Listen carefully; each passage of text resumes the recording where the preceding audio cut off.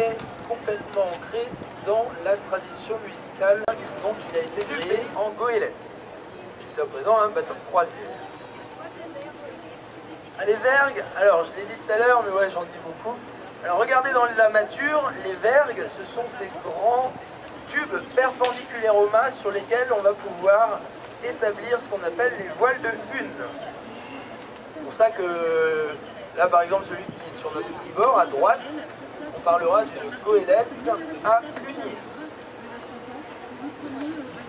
Allez, là on arrive sur un gros navire à nouveau. Une bonne centaine de mètres, le Darm Lodziecki. Alors, pardon pour l'accent, mais la prononciation, mais le polonais, je ne suis pas encore très calé. Allez, on part sur son gréement. Là, il y a des vergues sur chacun de ces mâts. Donc là, on va parler de 3 mâts carrés. Darm Lodziecki en polonais, ça signifie don de la jeunesse. Ce bateau, il a été financé uniquement par des dons de la jeunesse polonaise. Et il appartient désormais aux universités de Pologne. Donc il propose l'apprentissage de la navigation à l'ensemble de la jeunesse polonaise. Voilà, pour ceux qui sont derrière. Alors le Columbus, celui, il n'est pas là pour ses couleurs, mais plutôt pour ses valeurs. Il appartient à la Sea Shepherd Ambassador's Ship. En fait, c'est une fondation qui a pour objectif de limiter les massacres de la baleine. Malheureusement, aujourd'hui, il y a des nations comme les Japonais qui continuent la pêche à la baleine malgré l'interdiction internationale. Donc, l'objectif de cette fondation, c'est d'interposer ces navires entre les baleines et les baleiniers pour limiter ces massacres. Alors là, on arrive dans le domaine militaire. Celui-ci nous évoque un petit peu, enfin même beaucoup, les avions furtifs. Alors des caractéristiques assez exceptionnelles, ce navire norvégien, le Skolge, puisqu'il peut atteindre des vitesses allant jusque 60 nœuds. Alors 60 nœuds, ça correspond, voilà, j'ai entendu une bonne réponse, à quasiment 120 km/h, 111 km/h exactement. Alors regardez, d'une part il est doté d'hydrojet qui développe 12 000 kW, mais regardez sur son avant, il dispose de petits boudins là, en caoutchouc. En fait, avec la vitesse, au bout d'un moment, l'air va se glisser sous la carène. Donc il va monter comme sur un coussin d'air. Et la conséquence, c'est que ça va imiter le frottement de la carène dans l'eau. Alors ça, c'est ce qu'on appelle la traînée. Et moins un navire a de traînée, et plus il pourra aller vite. Alors là, on passe devant un patrouilleur marocain qui a peu d'intérêt pour nous. Il est très très récent, il a été construit en 2011 et il sort des chantiers lorientais de la DCMS. Et désormais il croise sur les côtes nord marocaines et ouest maroc. Allez, on revient à ce superbe navire, là on arrive devant le Wild Swan. Celui-là, vous avez vu, il a des rivets sur la coque et également de la tôle soudée. Alors en fait, ça s'explique par le fait qu'il a été rallongé, ce navire. Il a été construit avant 1930 et rallongé après. Donc c'est pour ça qu'on a cette association de rivets, Black goélette, et à l'époque le White Swan, donc le cygne sauvage, c'était un bateau de pêche qui allait pêcher le hareng.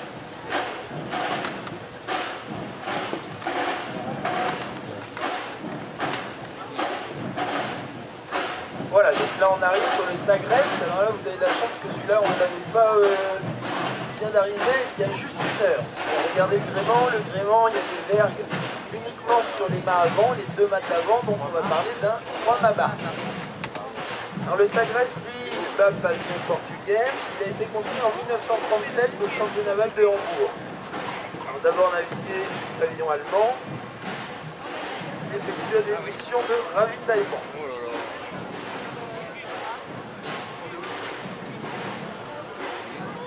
Alors il a été racheté par le Portugal en 1972.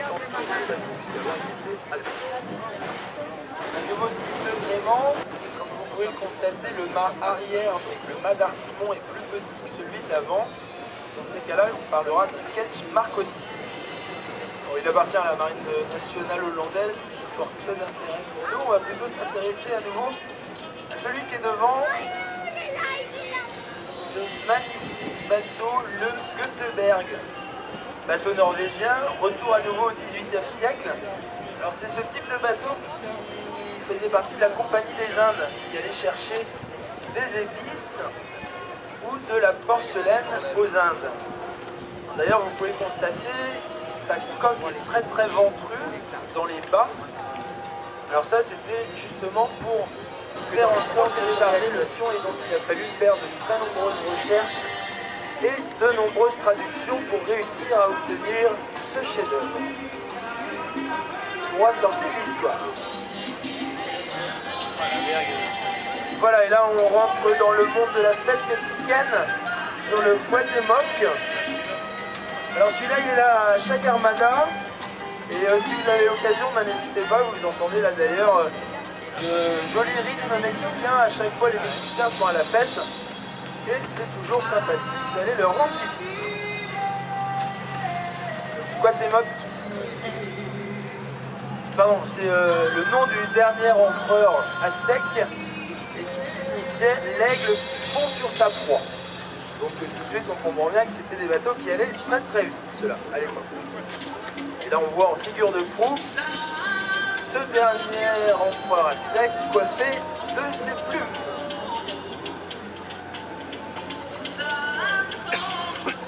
Alors là, après le Mexique, eh bien, on arrive au Brésil avec le Cisne Branco. Cisne Branco, donc celui-là, on a vu l'équivalent tout à l'heure, mais il était noir.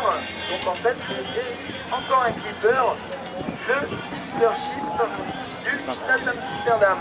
Encore plus gros en blanc. Alors, encore plus gros les journées. Vous avez vu là, tous les mâts disposent de vergue. On va parler de 3 mâts carrés.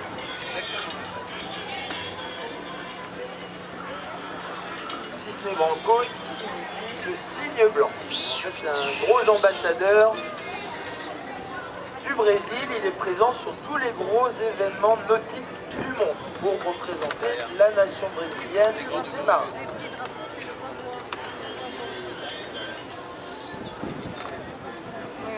Bon là on passe à nouveau devant un bateau militaire anglais.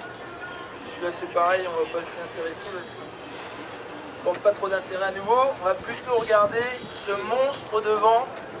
Le monstre alors qui porte le nom de Monge. Alors pourquoi un monstre? Pour ceux qui ne le voient pas, et bien tout simplement vous allez voir, il mesure 225 mètres de long. C'est d'ailleurs derrière les porte-avions français le plus gros navire de la marine nationale. Alors celui-là il a une fonction un peu particulière, il fait entre autres de la trajectographie. C'est-à-dire qu'il étudie les trajectoires notamment des satellites. Et alors ces équipements lui permettent de pouvoir suivre la trajectoire d'une pièce de 1 € qu'on aurait lancée du haut de la tour Eiffel alors que le bateau est basé à Brest. Alors je ne sais pas si ça vous donne une idée de la précision des appareils électroniques, mais c'est assez incroyable. Alors petite particularité de ce bateau militaire, vous aurez remarqué, jusqu'à maintenant tous les bateaux militaires qu'on a vus ils sont gris. Ça c'est une raison simple, c'est juste pour se camoufler dans le milieu maritime. Parce que quand on est gris sur l'horizon, on ne se voit presque pas. Celui-là, il est blanc. Et bien, c'est dû au problème de déformation de la tôle avec le soleil et la chaleur. En effet, les bateaux gris, leurs tôles elles vont se déformer un petit peu. Ce qui permettrait à l'armée de l'air éventuellement ou à l'armée d'envoyer des missiles pour empêcher la chute d'un satellite sur la Terre. Alors on va changer de registre à nouveau, regardez sur notre côté tribord, là on a un gros cargo céréalier. Alors aucun rapport avec l'armada bien sûr, hein, c'est juste pour parler un petit peu du site sur lequel nous nous trouvons, à savoir le plus gros port exportateur de blé d'Europe. Alors ici c'est environ 7 à 8 millions de tonnes de blé qui sont exportées au travers le monde. On va revenir sur quelques détails d'égrément. Est-ce que pour ceux qui sont avec moi sur le pont supérieur, c'est très très vaste. Les espoirs en fait, je vous invite à regarder à tribord. Hein, Moi je regardais, parce que souvent quand je regarde à gauche et qu'il est tribord, les gens ils regardent à gauche. C'est bien, vous n'êtes pas tombé dans le piège. Donc à tribord, là on a la belle poule, donc un représentant encore de la marine nationale française. Alors ça c'est une goélette, vous avez vu, seul le mât avant dispose de vergue. Et alors, le coq, je sais pas, il faut aller demander aux marins du bord. Regardez, à l'extrémité du Beaupré, il y a un pavillon là qui flotte, pavillon de la Croix de Lorraine. Alors pour quelle raison? Eh bien c'est en hommage encore une fois à tous les services qu'il a rendus aux Alliés durant la guerre mondiale, puisque ce bateau avait été réquisitionné, c'était un morutier à la base, un polais, et donc réquisitionné encore pour faire de la recherche et de la surveillance, enfin recherche de renseignement et surveillance, ainsi que du transport d'armes pour les Alliés. Allez, à nouveau un autre bateau, le Golden Liu, bateau battant pavillon hollandais celui-ci. Alors ça, à l'origine, c'était un bateau motorisé, qui était un bateau océanographique. Alors, il faisait des relevés topographiques, donc pour les enfants, en fait, les relevés topographiques, pardon, je m'emmêle les pinceaux. Les relevés topographiques, c'est comme si on prenait des photos du fond de la mer, ce qui permet de pouvoir mieux connaître le fond et les différents rochers pour ainsi faciliter la navigation au marin. Donc là on passe devant le Mercedes, alors aucun rapport avec la marque de voiture bien sûr. Mercedes à la base c'est un prénom allemand, ce bateau là il bat pavillon hollandais et à la base c'était également un chalut, enfin un bateau de pêche. Et alors celui-là il est également reconditionné comme la majeure partie de ces anciens bateaux de pêche en bateaux de croisière de luxe essentiellement. D'ailleurs, si vous avez l'occasion de les visiter, vous verrez que c'est très très luxueux à l'intérieur. Là, on passe devant le TS Royaliste, un bateau de la marine. Voilà, et donc là, on va très bientôt sur notre avant-tribord replonger dans l'histoire de la course au large française, avec l'ensemble de la flottille des bateaux d'Éric Tabarly, donc tous les Penduic. Alors profitez-en pour prendre des photos parce que c'est pas tous les jours, encore une fois, qu'ils sont rassemblés tous ensemble. Des bateaux assez extraordinaires, chacun les uns par rapport aux autres vis-à-vis de leur époque, puisque Éric, alors très connu pour ses résultats sportifs, bien sûr, alors pour quelle raison? C'est parce qu'il était très novateur. Sur chacun de ses bateaux, il avait imaginé des choses nouvelles. On peut prendre par exemple le Penduic 5, là le gris. Regardez, il est très très large et très ventru. Et bien celui-là en fait c'est parce qu'il avait inventé, Eric, ce qu'on appelle les ballastes aujourd'hui. En fait les ballastes ce sont des réservoirs d'eau sur un voilier que l'on va remplir du côté opposé où sont les voiles pour augmenter le contrepoids et donc avoir une plus grande surface de voile que ses copains. Oui, eh bien il allait plus vite. En plus là on passe juste à côté, alors là regardez il y a le H23, il ne va pas nous intéresser, c'est un bateau pilote du Havre, mais juste derrière il y a le fameux Penduic, le bateau d'Éric dont il était propriétaire et sur lequel il a malheureusement disparu en 98 en mer d'Irlande. Alors Éric, un grand homme et notamment pour la voile et la plaisance française parce que c'est en grande partie grâce à lui que nos enfants peuvent avoir aussi facilement accès à la voile, même dans les plans d'eau fermés comme à Rouen. En France, les écoles de voile sont ouvertes au plus grand nombre. Dans le monde entier, la voile, c'est plutôt du yachting et c'est réservé aux élites de la bourgeoisie et de la noblesse. Donc, bien, si la voile est tant démocratisée en France, c'est grâce à Éric. Allez, nouveau bateau, le JR Tolkien. Alors, ceux qui sont avec moi là-haut, c'est quoi comme gréement ça? Goélette, bah, c'est bien, ça commence à rentrer, c'est cool. Alors regardez, on va regarder l'étrave. L'avant de ce bateau, elle est très très longue, un petit peu courbée à l'envers. Ça s'explique par le fait que ce bateau à la base c'était un remorqueur brise-glace. En fait, avec son air, donc ce qu'on appelle l'air dans le milieu maritime, c'est l'élan d'un bateau qu'il a avec sa vitesse, plus son poids et cette étrave si longue, bah, ça lui permettait de monter sur la glace, de briser celle-ci et ainsi de pouvoir ouvrir la voie au bateau suiveur. encore une fois, c'est à présent un bateau de croisière. Allez, le Tenacious maintenant, un bateau anglais. C'est vrai qu'il paraît pas si vieux celui-là, mais en fait, il a été construit dans les années 2000. Quel type de gréement? Barque, bien joué, comme le VLM. Il n'y a que les deux mâts avant qui ont des vergues. Ça rentre, c'est bien.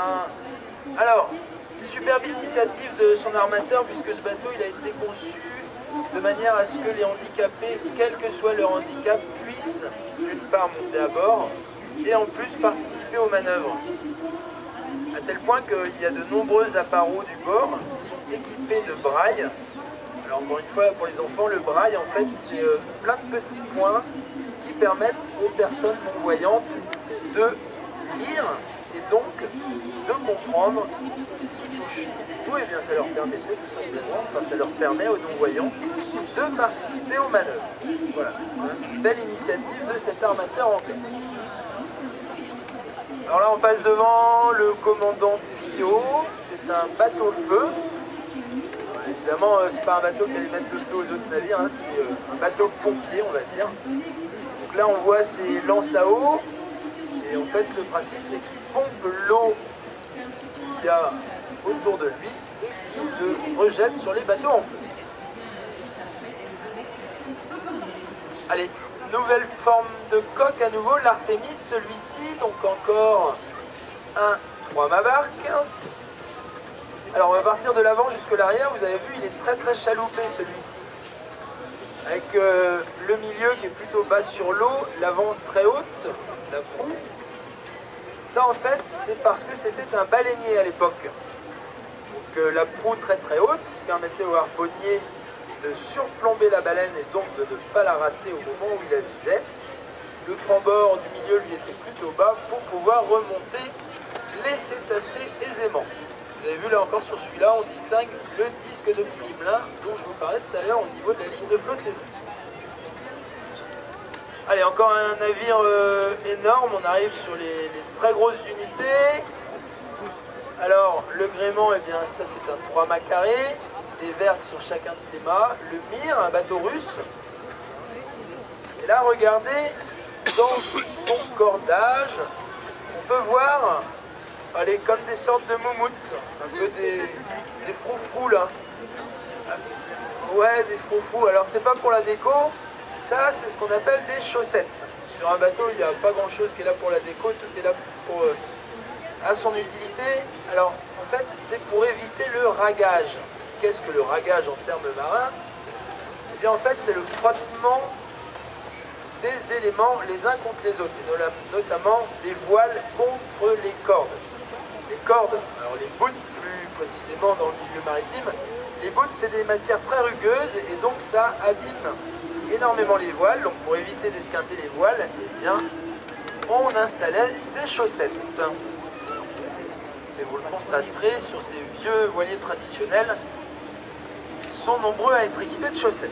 Voilà, donc là on arrive à présent sur le plus gros voilier de l'Armada, le deuxième plus gros voilier au monde, le Krusenstern, juste derrière le Sedov. 125 mètres de longueur, 3400 mètres carrés, là on arrive sur des chiffres absolument colossaux. Pareil, n'hésitez pas à prendre des photos, hein, parce que bon, même si l'Armada c'est tous les 4 ans, vous n'êtes pas sûr, il ne reviendra pas forcément dans 4 ans. À la base un navire allemand, qui à présent bat pavillon russe, parce qu'il a été rétrocédé à la nation russe. Votre attention s'il vous plaît, monsieur Carlier Gérard. Monsieur Carlier Gérard est attendu au stand des personnes égarées au...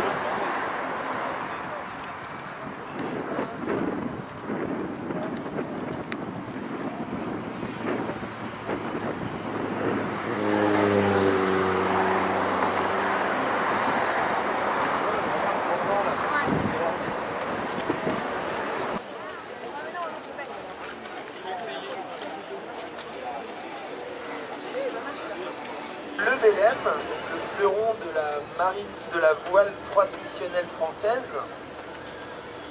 À la base, le VLM c'était un navire de commerce. Il allait chercher des fèves de cacao afin de fournir les chocolateries Meunier à Nantes. Alors son nom, le Belém, en fait, ça provient d'une ville qui se situe sur l'Amazone, là où il allait charger sa cargaison. Alors, si vous regardez son gréement, on s'aperçoit que ces deux mâts avant disposent de ce qu'on appelle des vergues. Les vergues, c'est ce qui va permettre d'établir les voiles de une. Donc, quand seuls les deux mâts de l'avant disposent de vergues qui sont à 3 mâts, on appellera ça les marins de la Marine nationale française.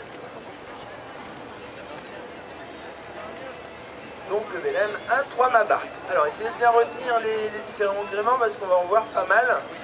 Et on a vite fait de faire des confusions, mais on fera un résumé tout à l'heure. Là, je vais d'abord vous les présenter. Chacun, eux, l'avait utilisé là, comme plateau télévisé pour présenter au public le littoral français. Alors c'est un ancien morutier, bateau qui allait donc pêcher la morue. Il a servi énormément durant la Seconde Guerre mondiale aux Alliés. À la base, c'était un Dundee tonnier, donc un bateau qui devait pêcher le thon. Lui, il n'a jamais pêché de thon puisqu'il servait à aller au renseignement au travers du golfe de Gascogne pour pouvoir suivre les évolutions des flottes allemandes. Alors comme c'était censé être un bateau de pêche, mais les Allemands ils s'en préoccupaient pas trop. Et donc il a ramené de précieuses informations aux Alliés. Allez, là on change de dimension, on arrive sur le Stad Amsterdam. Donc ça c'est ce qu'on appelle un clipper. On va partir d'abord sur son gréement. Alors là c'est le premier qu'on voit avec des mâts sur lesquels il y a des vergues, donc sur les trois. Et là, dans ce cas-là, on parlera de 3 mâts carrés.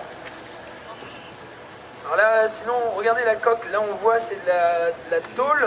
Et ce bateau-là, c'est de la tôle soudée.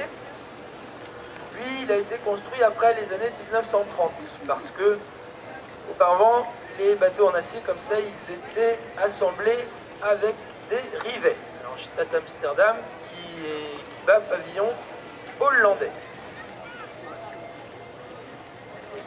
Littéralement la ville d'Amsterdam. Allez, on passe sur ce bateau jaune. Donc là, on revient au XVIIIe siècle. C'est le Standard, un bateau qui bat pavillon russe. En fait, à l'époque, le tsar Pierre le Grand souhaitait avoir une flotte digne de ce nom, au même titre que les Anglais. Donc il a fait la demande de construire des bateaux comme celui-ci. Malheureusement, donc ça c'est une réplique, hein, c'est pas l'original. Mais comme le savoir-faire russe en la matière n'était pas très bon, eh bien, la carrière de ce navire aurait duré qu'une dizaine d'années. Puisque très vite, il est parti à la casse. Alors, là, regardez, on arrive sur une magnifique goélette. Comme vous pouvez le constater, seul le mât avant dispose de vergues. Et regardez donc sa coque, on voit plein de petits points le long des tôles. Et donc là, on voit, c'est un assemblage de rivets. Et du coup, eh bien, on peut en déduire que sa construction date d'avant 1930. Ça, c'était un navire de pêche qui allait également pêcher la morue sur les vents de Terre-Neuve. Il a une carrière très longue puisqu'il a stoppé sa carrière à la voile en 1993 seulement. Donc, vraiment, celui-ci, il a eu une carrière exceptionnelle pour un morutier, le Santa Maria Manuela. C'est la plus longue goélette d'ailleurs au monde. Alors là on a deux bateaux à couple. Alors ce qu'on appelle par des bateaux à couple, ce sont des bateaux qui sont accolés l'un à l'autre. On va plutôt s'intéresser à l'Étoile de France qui est le long du quai. Alors son gréement, eh bien, seul le mât avant, le mât de misaine, dispose de vergues, donc c'est une goélette. Celui-ci c'était ce qu'on appelle un Baltic Trader, donc un cargo qui transportait de la marchandise en mer Baltique. Alors là on arrive sur le Pogoria, donc à nouveau un gréement sur lequel seul le mât avant dispose de vergues, donc il s'agit d'une goélette. Alors le Pogoria il bat pavillon polonais, c'est un bateau qui avait été construit à la demande d'une association de régates polonaises de façon à rafler toutes les courses de l'époque afin de représenter au mieux la nation polonaise. Alors à présent, c'est un bateau-école pour les marins polonais.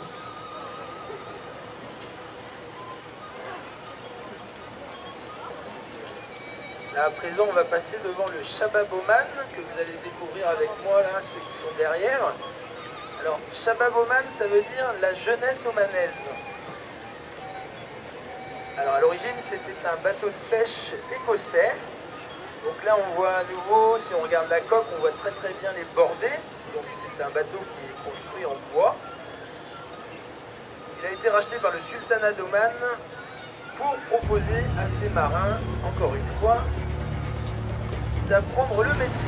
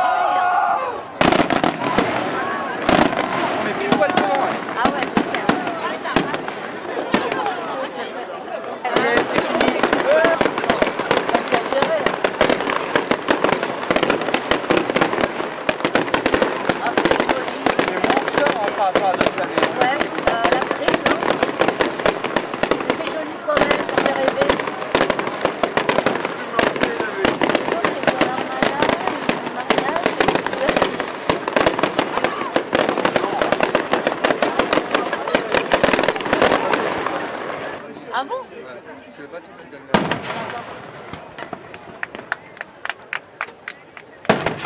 Non, il faut être 7. Pour lancer une eau là, pour lancer des applaudissements. Il faut attendre en blanc, en blanc.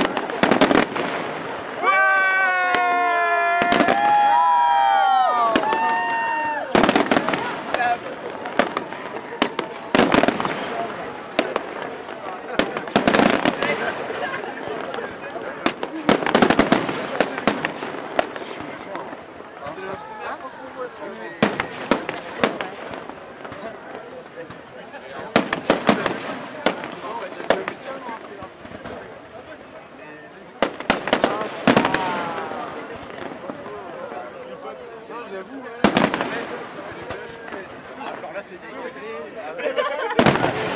adeptes de la ville française. Non, en vrai, t'as jamais vu ça dans les artifices. Non, mais regarde là.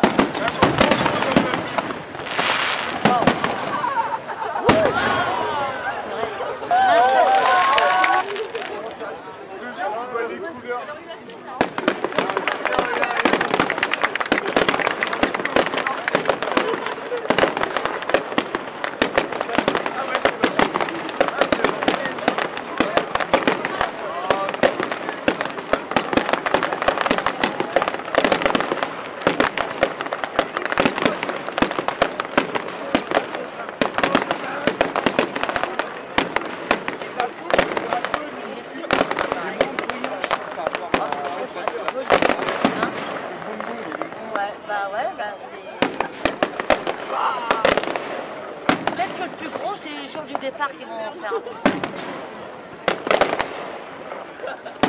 C'est joli là, quand même.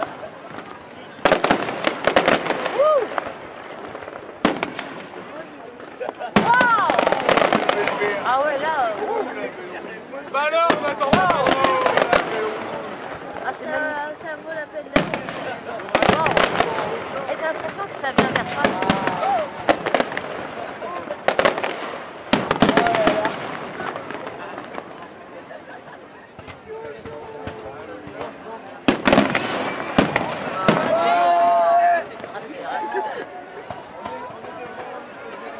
Magnum des 4. Il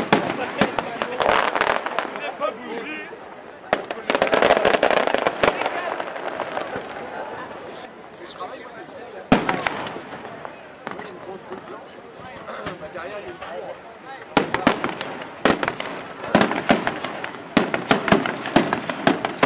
Ah, c'est beau. Ah ouais, là. Waouh, il est beau.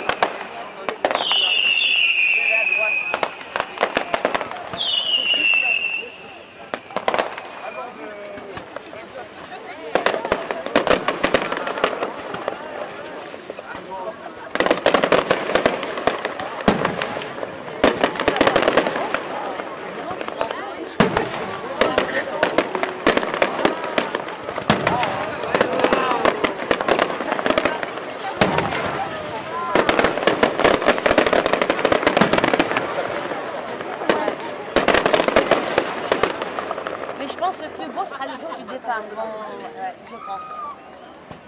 Je pense que ça sera. Ouais. Waouh, ouais. Des fois, c'est un seul qui te fait un truc. C'est terrible. Oui. Ouais, des fois, un seul. Oh,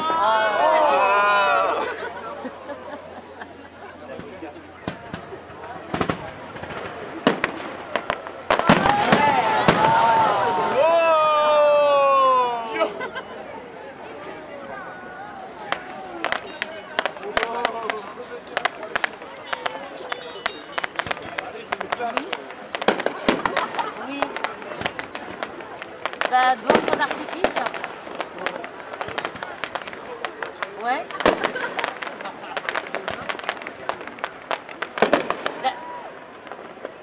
D'accord. Je te rappelle dans 10 minutes. Je te rappelle avec toi. Non, tu me rappelles dans 10 minutes. Tu me rappelles. Tu me rappelles dans 10 minutes. Je te rappelle. Oh, vous arrêtez le feu d'artifice.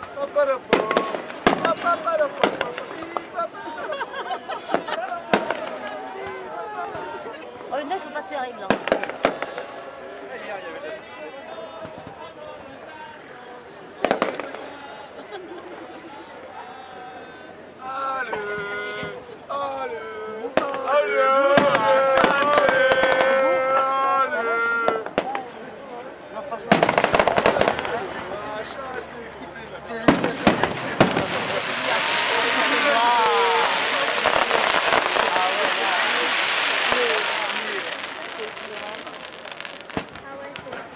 Ah, il va être beau celui-là, j'espère. C'est moi. Ouais. Ah.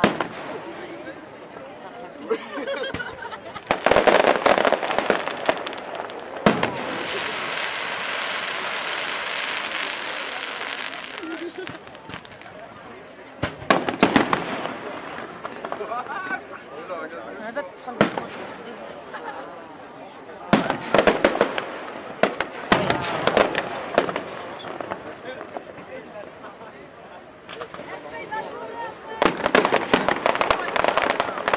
Ça c'est joli.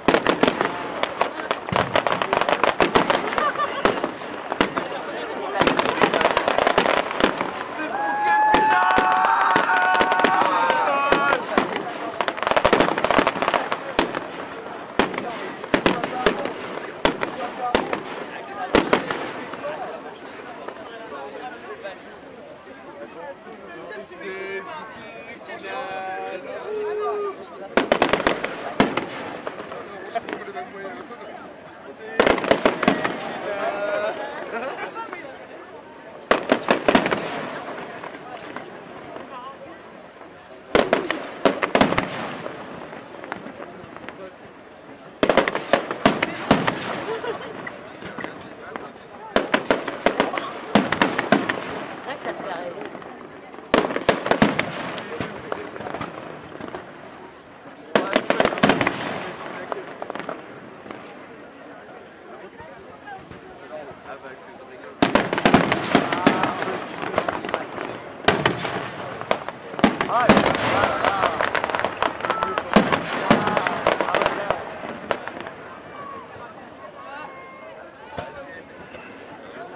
Celui-là, il doit être magnifique. C'est pas terrible.